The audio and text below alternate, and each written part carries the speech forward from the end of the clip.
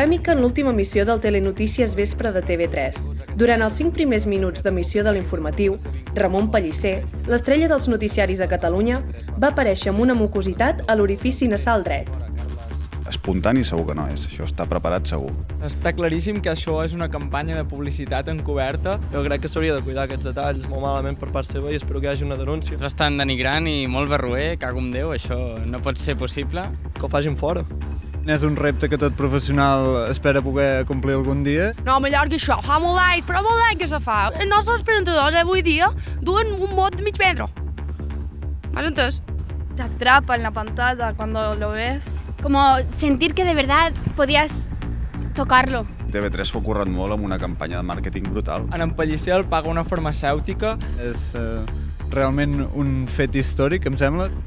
Des de l'estel·lar aparició del MOOC, han estat molts els professionals d'altres cadenes d'arreu del món els que han adoptat la moda imposada pel presentador català. Alguns amb més estil que altres.